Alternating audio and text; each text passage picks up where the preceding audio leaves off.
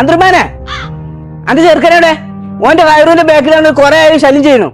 അന്റെ ഹൈറൂനെ ഇജ് കയറൂരി വിട്ടിട്ടാണേ.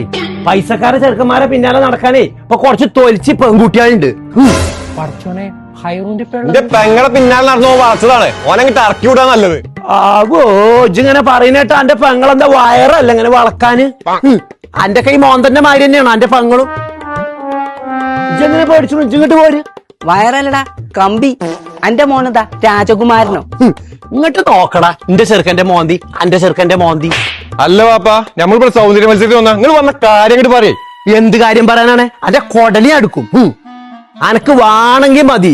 അടുത്ത മാസം മുതൽ എന്റെ ചെറുക്കന് 2.5 ലക്ഷം റുപ്യ ശമ്പളം കിട്ടാൻ പോവുക. കപ്പല്ല ഓന് ജോലി കിട്ടിയിരിക്കണത്. കപ്പല്ലോ? 2.5 ലക്ഷം റുപ്യ ഇപ്പൊ ഒന്നും വന്നാണ്. ഞങ്ങൾക്കൊന്ന് ആലോചിക്കണം. അല്ല പാപ്പ ഞാൻ ഇന്റർവ്യൂവിന് പറ്റുള്ളൂ, എനിക്ക് പണിയിട്ടിട്ടില്ല. മുണ്ടണ്ടാമക്ക് ഇവിടെ തേരാപാര നടക്കണില്ല. ചുള്ളിലറിയ ഒരു പെണ്ണിനെ കിട്ടാനൊരു പണിപ്പേ. A few moments later. അന്ത്രോ ഇങ്ങനെ ആദ്യം പറയണ്ടടാ. അളിയ